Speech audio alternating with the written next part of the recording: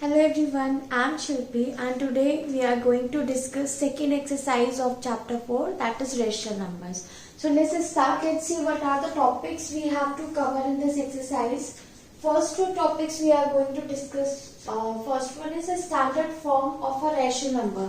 ये हम थोड़ा सा पहले भी डिस्कस कर चुके हैं कि रेशियो नंबर को हमें स्टैंडर्ड फॉर्म में कैसे लिखना होता है. तो दो पॉइंट्स हैं उसके लिए. First, divide its numerator and denominator by the HCF. HCF means highest common factor. अगर न्यूमरेटर और डिनोमिनेटर 1 के अलावा किसी और नंबर से डिविजिबल है तो उस नंबर से हम दोनों न्यूमरेटर और डिनोमिनेटर को डिवाइड कर देंगे. वही सिंप्लीफाई वाला जो हम करते हैं, सिंप्लीफाई करना बस उसको. Second point, make the denominator positive. Second point हमारा क्या है कि हमें डिनोमिनेटर को पॉजिटिव रखना है. अब अगर डिनोमिनेटर नेगेटिव है तो हम उसे पॉजिटिव कैसे बना सकते हैं? By multiplying it with -1, right. So here I have an example. Suppose 12/-4. इसको मुझे स्टैंडर्ड फॉर्म में लिखना है. So what can I do? सबसे पहला पॉइंट हमारा क्या है कि हमें न्यूमरेटर और डिनोमिनेटर के HCF से डिवाइड करना है. मतलब कोई भी कॉमन फैक्टर नहीं होना चाहिए 1 के अलावा.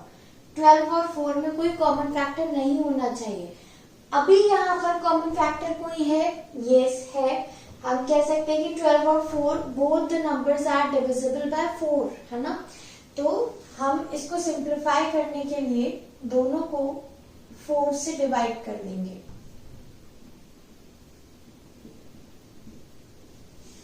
ओके. बट अगर मैं यहाँ -4 डिवाइडेड बाय 4 करूंगी तो 1 तो बन जाएगा, लेकिन माइनस का 1 बनेगा, है ना. मुझे माइनस साइन भी रिमूव करना है. सेकेंड पॉइंट हमारा यही है, मेक द डिनोमिनेटर पॉजिटिव. तो अगर मैं इस नंबर के साथ साथ एक माइनस साइन भी लगा दूं तो ये सिंप्लीफाई भी हो जाएगा. मतलब कॉमन फैक्टर चला जाएगा, HCF से डिवाइड भी हो जाएगा और माइनस साइन की वजह से हमारा डिनोमिनेटर पॉजिटिव भी बन जाएगा. ठीक है. तो ये हो गया 12 divided by -4, it is -3 upon -4 divided by -4 is 1. ये हमारी सिंप्लीफाइड फॉर्म हो गई. ये स्टैंडर्ड फॉर्म हो गई रेशियो नंबर्स की. ठीक है. इसको हम एक और तरीके से भी कर सकते हैं. चलो अगर मैं कोई और एग्जाम्पल ले लूं यहाँ पर. For example I take 8 upon -2. So now you can see that both 8 and -2 are divisible by 2. दोनों 2 के मल्टीपल्स हैं. तो हम इसे 2 से डिवाइड कर देंगे. 8 divided by 2 upon -2 divided by 2. ठीक है. 8 डिवाइडेड बाय 2 हो गया 4 अपॉन -2 डिवाइडेड बाय 2 हो गया -1.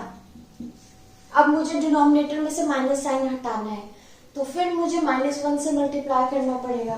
तो 4 into -1 upon -1 into -1 is equals to -4 upon 1. ये बन गया. तो या तो मैंने पहले HCF से न्यूमरेटर डिनोमिनेटर को डिवाइड करा, उसके बाद डिनोमिनेटर को पॉजिटिव बनाने के लिए फिर से -1 से मल्टीप्लाई करा, है ना.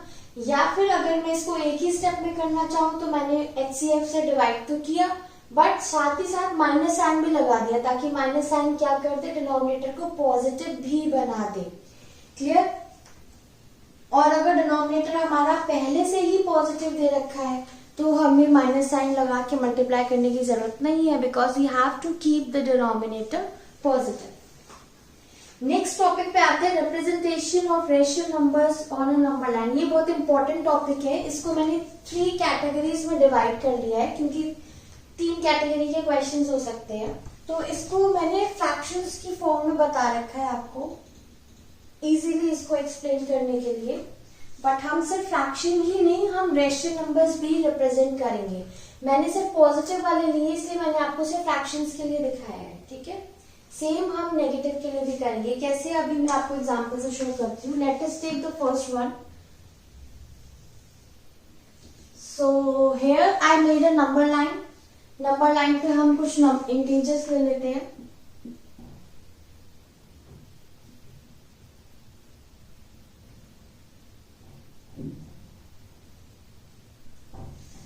First we will take a line जिसे हम नंबर लाइन की तरह ट्रीट करेंगे. देन उसके ऊपर हमने इक्वल डिस्टेंसेस पे इंटीजर्स ले लिए, राइट, लाइक -2, देन -1, 0, 1, 2, कितने भी जितने हम लेना चाहते हैं, जहां तक हम इंटीजर्स ले लेंगे। और इन सारे इंटीजर्स के बीच में कोई भी दो कॉन्जिक्यूटिव इंटीजर्स के बीच की जो डिस्टेंस होगी वो हर जगह सेम रहेगी। ऐसा नहीं कि इसके बीच की डिस्टेंस 1 सेंटीमीटर है तो इन दोनों के बीच की डिस्टेंस 2 सेंटीमीटर हो जाएगी। You have to take equal distance, सारे इक्वल डिस्टेंसेस होंगे, ये हर दो कॉन्जिक्यूटिव इंटीजर्स के बीच का डिस्टेंस सेम होगा। क्लियर? ओके, देन अगर मैं फर्स्ट वाले एग्जांपल की बात करूं 3/4, यहाँ पर प्रॉपर फ्रैक्शन और इम्प्रॉपर फ्रैक्शन और मिक्स फ्रैक्शन लिखने से मेरा मतलब ये है कि अगर कोई भी रेशनल नंबर दे रखा है जिसका न्यूमरेटर डिनोमिनेटर से छोटा हो तो उस केस में हम कैसे रिप्रेजेंट करेंगे। मिक्स फ्रैक्शन मतलब मिक्स फॉर्म में अगर दे रखा हो तो उसमें हम कैसे रिप्रेजेंट करेंगे। ये पॉजिटिव भी हो सकता है, नेगेटिव भी हो सकता है, क्योंकि यहाँ पे हम रेशनल नंबर रिप्रेजेंट कर रहे हैं, फ्रैक्शन नहीं। ये फ्रैक्शन के टाइप्स मैंने आपको सिर्फ समझाने के लिए बताए। अब फर्स्ट वाला बनाते हैं। अब इन डेफिनेशंस को भूल जाओ, बस ये कंडीशन याद रखो, जब न्यूमरेटर डिनोमिनेटर से छोटा है, माइनस का साइन हम नहीं देख रहे। अगर -3/4 भी होता, माइनस साइन नहीं देखना, हम ये देख रहे हैं न्यूमरेटर डिनोमिनेटर से छोटा है, राइट। तो इस केस में क्या होता है, जो भी हमारा रेशनल नंबर होगा वो या तो 0 से 1 के बीच में लाई करेगा या -1 से 0 के बीच में लाई करेगा। मतलब हमें ये देखना है कि वो नंबर, वो रेशनल नंबर कौन से दो इंटीजर के बीच में लाई करेगा, है ना। तो 3/4 इसको अगर आप डिवाइड करोगे तो क्या आएगा, 0 पॉइंट समथिंग। तो 0 पॉइंट समथिंग मतलब 0 से थोड़ा सा ज्यादा, यानी कि ये 0 और 1 के बीच में लाई करेगा, है ना। अगर ये माइनस का होता, -3/4 होता, तो क्या आता, माइनस का 0 पॉइंट समथिंग। तो माइनस का 0 पॉइंट समथिंग तो वो नेगेटिव में चला जाता, 0 से थोड़ा सा नेगेटिव में पीछे, तो वो -1 और 0 के बीच में लाई करता। ठीक है, तो ये मैंने इसलिए कैटेगराइज करा है ताकि हम ये इजीली फाइंड आउट कर सके कि वो रेशनल नंबर कौन से दो इंटीजर के बीच में लाई कर रहा है। ठीक, अब 3/4 को जब हम डिवाइड करेंगे तो ये आएगा 0 पॉइंट समथिंग समथिंग डेसिमल्स में, है ना। तो 0 पॉइंट समथिंग इधर कहीं आएगा, 0 पॉइंट समथिंग, यानी 0 और 1 के बीच में लाई कर रहा है, इस पोर्शन में आएगा। ठीक है, सेकेंड स्टेप हमारा क्या होता है, हमें देखना डिनोमिनेटर क्या है। डिनोमिनेटर इज इक्वल टू 4, है ना। तो यहाँ पर हमें 0 और 1 के बीच में 4 पार्ट्स करने हैं। तो 4 पार्ट्स में अगर इसको डिवाइड करना है तो मुझे कितनी लाइंस बनानी पड़ेगी, 3 लाइंस, है ना। इक्वल डिस्टेंसेस पे हमने इस तरह से 3 लाइंस बनाई। अब देखो 0 से 1 के बीच का जो पोर्शन था वो 4 पार्ट्स में डिवाइड हो गया। अब हम इसको यहाँ पर नेमिंग कर सकते हैं। डिनोमिनेटर यहाँ 4 था ना, तो इसको मैं मान सकती हूँ 0/4। नेक्स्ट क्या होगा, 1/4, देन 2/4, देन 3/4। ठीक है, हमें रिप्रेजेंट कौन सा करना था, 3/4 को रिप्रेजेंट करना था। तो ये पॉइंट हमारा हो जाएगा। इस पॉइंट को we can take this point as suppose P ले लिया अगर मैंने इस पॉइंट को, then I can write point P represents 3/4, यानी P पॉइंट जो है वो 3/4 को रिप्रेजेंट कर रहा है। ठीक है, अब ये मैंने आपको फ्रैक्शन के लिए बताया ना, फ्रैक्शन हमेशा पॉजिटिव होते हैं। अगर रेशियल नंबर है आपका नेगेटिव भी आ जाता है तो इस चीज को हम नेगेटिव में ले लेंगे। अगर माइनस का होगा तो माइनस का 0 पॉइंट समथिंग, यानी माइनस का 0 पॉइंट समथिंग इधर कहीं आएगा, यानी -1 और 0 के बीच में आएगा। तो हम 4 पार्ट्स यहाँ पर डिवाइड करेंगे। Then here we will take -1/4, -2/4, -3/4। तो हमें वो पॉइंट मिल जाएगा -3/4। I hope it is clear to you all. Next आते हैं मिक्स्ड फॉर्म में। अगर हमें कोई रैशनल नंबर दे रखा है मिक्स्ड फॉर्म में, ओके, तो मिक्स्ड फॉर्म में हम क्या करेंगे, again I will take the number line. ये मैंने नंबर लाइन बना दी। अब इस जब मिक्स फॉर्म अगर होगी तो हमें क्लियरली दिख रहा है यहाँ पे क्या इंटीजर लिखा है 1, और 1 में कुछ थोड़ा सा और फ्रैक्शन ऐड हो रहा है ना। तो 1 में अगर कुछ पॉइंट्स में हम प्लस करेंगे लाइक 1.32, 1.45, तो वो किसके बीच में आ रहा है? ऑब्वियस सी बात है 1 और 2 के बीच में आ रहा है ना। तो यहाँ पे पहले मैंने नंबर लाइंस में इंटीजर्स शो कर दिए। इक्वल डिस्टेंसेस पे हमें इंटीजर्स लेने हैं, ये हमेशा याद रखना है। सारे इंटीजर्स के बीच की डिस्टेंस जो होगी वो सेम होगी कॉन्जिक्यूटिव इंटीजर्स की, ठीक है। अब मैंने लिखा यहाँ पर 1 होल 1/3, ठीक। तो यानी कि 1 से थोड़ा सा ज्यादा, 1 में कुछ थोड़ा सा ऐड हो रहा है ना। तो ये 1 और 2 के बीच में लाई करेगा, यानी कि ये इस पोर्शन में लाई करेगा। फिर सेकेंड पॉइंट हमारा क्या होता है? डिनोमिनेटर चेक करना। डिनोमिनेटर यहाँ पर क्या है? डिनोमिनेटर इज 3, यानी इसको मुझे कितने पार्ट्स में डिवाइड करना है? 3 पार्ट्स में। तो 1, 2 और 3 पार्ट्स में डिवाइड हो गया ये 1, 2, 3, राइट। अब डिनोमिनेटर क्या है? 3 है यहाँ पर, है ना। हम यहां से लिखना स्टार्ट करेंगे। ये हो गया 1, फिर ये हो गया 1 होल 1/3, 1 होल 2/3, इस तरह से हमारा चलता जाता है, ठीक। हमें पॉइंट कौन सा रिप्रेजेंट करना था? 1 होल 1/3, तो ये रहा वो पॉइंट, इसे हम मार्क कर लेंगे P। So therefore P represents 1 whole 1/3। Clear? इसी तरह से एक लास्ट वाला मैं आपको चलो नेगेटिव का बना के दिखाती हूँ। इसे माइनस का ले लेते हैं, माइनस का 4/3, ठीक है। First we will draw a number line.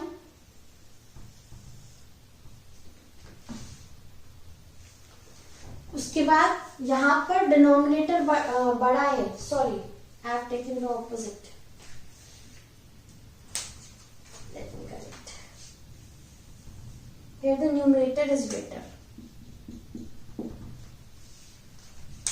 तो यहाँ पर 4 इज ग्रेटर देन 3, तो हमें क्या करना है? सबसे पहले इसको मिक्स फॉर्म में चेंज करना है। मिक्स फॉर्म में जब हम चेंज करेंगे तो ये क्या बन जाएगा? माइनस का 3, 3 1 जा 3, 1 रिमाइंडर। ये मिक्स फॉर्म में चेंज करना सबको आता है। 3 1 जा 3, बाकी रिमाइंडर क्या बचेगा? 4 में से 3 गया 1, ये फॉर्म बन गई। वापस ये वाली फॉर्म बन गई, लेकिन यहाँ पर ये पॉजिटिव था, मैं आपको नेगेटिव के लिए बना के दिखा रही हूँ, ठीक।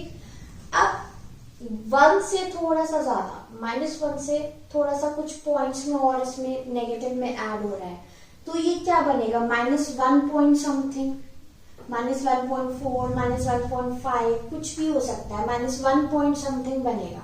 तो किसके बीच में लाई करेगा? ये -2 और -1 के बीच में लाई करेगा,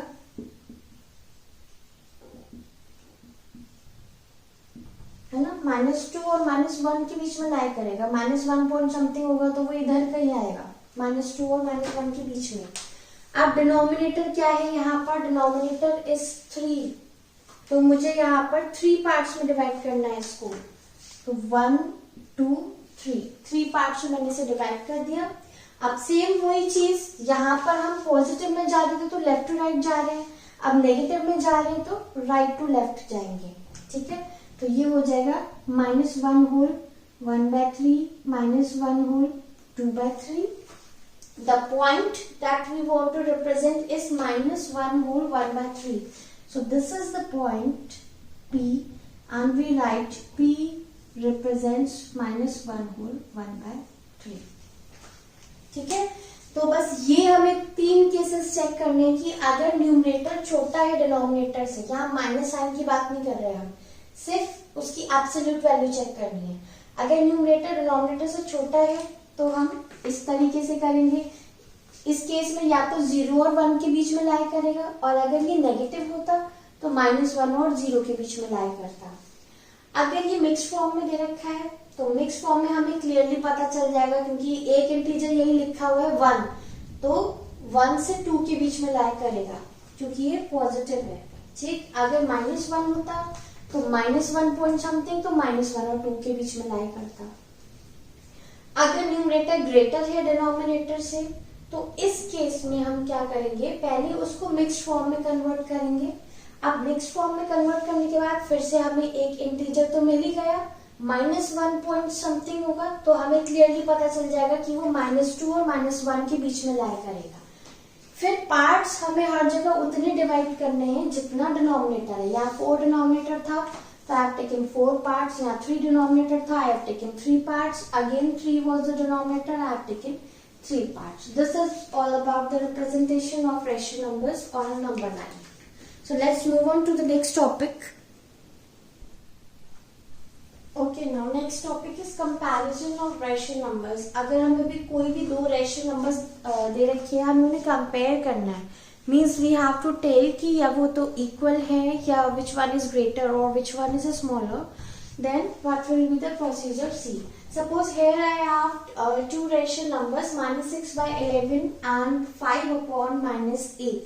तो इसमें the first thing which you have to do is to write the rational numbers in standard form. सबसे पहले हमें जिन्हें भी कंपेयर करना है या असेंडिंग ऑर्डर लिखना है या डिसेंडिंग ऑर्डर लिखना है, the first thing which we have to do, we have to write the ratio numbers in standard form. पहले उनसे स्टैंडर्ड फॉर्म मीन्स हम डिनोमिनेटर पॉजिटिव बना देंगे, और सिंप्लीफाइड तो ये है ही, कंपेयर करने के लिए हम इसका इक्विवेलेंट भी फाइंड करेंगे। फर्स्ट थिंग बस जो आपको ध्यान रखनी है, we have to make the denominator positive. यहाँ पे डिनोमिनेटर नेगेटिव है, -8 लिखा हुआ है, तो पहले हम इसे पॉजिटिव बनाएंगे। अब इसे पॉजिटिव बनाने के लिए क्या करेंगे, -1 से मल्टीप्लाई कर देंगे, तो क्या आ जाएगा, ये रेशियो नंबर्स बन जाएंगे। फर्स्ट तो एज इट इज रहेगा -6/11, एंड ये क्या बन जाएगा, -1 से मल्टीप्लाई करने के बाद -5/8, मतलब माइनस साइन कहाँ चला गया, ऊपर न्यूमरेटर में ले लिया मैंने। Right, now you have to compare. So we have two methods. First method is not given in your book, by the way. -6/11 and -5/8. So here what you can do, you can cross multiply. So by cross multiplying, these two will be multiplied, and these two will be multiplied. So here I have -6 into 8, and this side I have -5 into 11. So in this side it is -48, and this side it is -55. So which one is greater? -48 is greater, obviously this one. So I can say that -6/11 is greater than -5/8. Okay, so left वाला portion number हमारे greater आया है, तो left वाला ratio number will be greater. Second method is by converting them into equivalent forms, like forms. Like मतलब हमें इन दोनों का डिनोमिनेटर सेम बनाना है। तो डिनोमिनेटर सेम बनाने के लिए हम क्या करेंगे, इन दोनों के डिनोमिनेटर्स का एलसीएम लेंगे। तो एलसीएम ऑफ 11 and 8, 11 और 8 का एलसीएम कितना हो जाएगा, 88। क्लियर। अब फर्स्ट वाला रेशियो नंबर अगर मैं लूं, -6/11 इज इक्वल टू, यहाँ मुझे डिनोमिनेटर में 88 बनाना है, तो 11 को किससे मल्टीप्लाई करना पड़ेगा, 8 से। So I will multiply both numerator and denominator by 8। ये बन गया -48/88। दूसरा रेशियो नंबर लेते हैं। Second ratio number is -5/8। हमें डिनोमिनेटर क्या बनाना है, 88। तो 8 को किससे मल्टीप्लाई करना पड़ेगा, we have to multiply it by 11। Both numerator and denominator multiplied by 11, we get -55/88. Okay, now from these two forms you can clearly say that -48/88 is greater. Denominator तो same है, numerator कौन सा बड़ा है, ये वाला, that means ये वाला फ्रैक्शन बड़ा है, right? तो -48/88 इज ग्रेटर देन -55/88, या फिर हम बोल सकते हैं therefore -6/11 is greater than -5/8. Clear? So using this method you can compare any two given rational numbers. Next topic is rational numbers between two rational numbers. अब suppose हमें कोई भी दो rational numbers दे रखे हैं, हमें उन दो rational numbers के बीच में हमसे बोला है कि find three rational numbers between these two और find four rational numbers between these two. तो हमें वो rational numbers निकालने हैं 3 या 4 जितने भी बोला होगा जो इन दोनों rational numbers के बीच में लाई करते हैं. ठीक, तो फर्स्ट थिंग हमें यहाँ पर क्या करनी होगी, फर्स्ट स्टेप हमें क्या करना होगा, सबसे पहले तो ऑब्वियसली हम डिनोमिनेटर को पॉजिटिव लेंगे. यहाँ तो पहले से ही पॉजिटिव दे रखा है, अगर नेगेटिव होता तो हम उसे पॉजिटिव बनाते. जैसे 5/-8 को हमने बना दिया -5/8, तो हम उसे पॉजिटिव बनाएंगे. सेकेंड स्टेप हमारा क्या होगा, सेकेंड स्टेप में हमें डिनोमिनेटर को सेम बनाना है. डिनोमिनेटर सेम कैसे बनाएंगे, बाय टेकिंग देयर एलसीएम. तो यहाँ पर एलसीएम ऑफ 5 and 3 is 15. 5 और 3 का एलसीएम आ गया 15. तो मुझे दोनों के डिनोमिनेटर में 15 चाहिए. ठीक, तो फर्स्ट वाला क्या हो गया -4/5. अगर मुझे यहाँ 15 चाहिए then I have to multiply it by 3. तो -4 into 3/5 into 3, it is -12/15, right. Second rational number लेते हैं -2/3. अब यहाँ पे मुझे 15 बनाना है, तो 3 को किससे मल्टीप्लाई करना पड़ेगा, 5 से. तो -2 into 5/3 into 5, it is -10/15. ये हमारे दो रेशनल नंबर्स मिल गए. ठीक है, तो इन दोनों रेशनल नंबर्स के बीच में अगर मैं देखूं मुझे कितने नंबर मिल रहे हैं, 15 तो सेम हो गया डिनोमिनेटर. न्यूमरेटर को देखना है हमने, -10 और -12 के बीच में सिर्फ एक ही इंटीजर आता है -11, मतलब मुझे एक ही नंबर मिल रहा है रेशनल नंबर, है ना. तो इनके बीच का गैप और बढ़ाते हैं. देखो कैसे करेंगे. रेशनल नंबर्स हमारे हो गए -12/15 and -10/15. ठीक है, अभी यहाँ -12 है, यहाँ -10 है, इनके बीच में सिर्फ -11 आता है ना. अगर मैं इसको 2 से मल्टीप्लाई कर दूं और इसको भी 2 से मल्टीप्लाई कर दूं, मतलब 15 की जगह मैं 15 के बाद क्या आता है, 15 2 से 30, तो मैं इसको भी 2 से मल्टीप्लाई कर दूं और इसको भी 2 से मल्टीप्लाई कर दूं, तब क्या होगा, देखो -12 into 2/15 into 2 and -10 into 2/15 into 2. ठीक है, एक ही बात है, इक्विवेलेंट फॉर्म ही बनाई है मैंने. 2 से दोनों न्यूमरेटर डिनोमिनेटर को मल्टीप्लाई कर दिया. अब -2 into 2 क्या बनेगा, -24/30 एंड यहाँ क्या बना, -10 into 2 बन गया -20. तो ये हो गया -20/30. अब देखो, अब यहाँ क्या है -20 और यहाँ क्या है -24. तो इसके बीच में कितने इंटीजर्स होते हैं, -21, -22, -23. 3 हमें इंटीजर्स मिल रहे हैं इन न्यूमरेटर्स के बीच में, राइट. और अगर हमसे बोला है कि 3 रेशनल नंबर बताने हैं, तो यहाँ पर हम अपने 3 रेशनल नंबर्स लिख देंगे. 3 रेशनल नंबर्स आर, इनके बीच में कौन कौन से होंगे, -23/30, -22/30, -21/30. ये आंसर होता है. अगर हमसे सिर्फ एक ही रेशनल नंबर पूछा होता है इसके बीच का, तो एक तो यहीं पे आ रहा था, -10 और -12 के बीच में क्या आता, -11/15. हमसे 3 रेशनल नंबर पूछे, तो हमने एक और इक्विवेलेंट फॉर्म बना दी, 2 से मल्टीप्लाई कर दिया, या हम इससे भी बड़े नंबर से मल्टीप्लाई कर सकते थे, 3 से कर सकते थे. अगर हम 3 से मल्टीप्लाई करते तो हमें और ज्यादा रेशनल नंबर्स मिलते हैं उनके बीच में। Clear? So by making these equivalent forms we can find the rational numbers between any two given rational numbers. Let us take one more example. So in this example I have taken the rational numbers 1/4 and 3/4, and you have to write three rational numbers between these two. Okay, so in this case both are already in like forms, like denominator is same, यहाँ पर भी 4 denominator है, यहाँ पर भी 4 denominator है, और denominator positive भी है, तो यहाँ पर हमें कुछ करने की जरूरत नहीं है।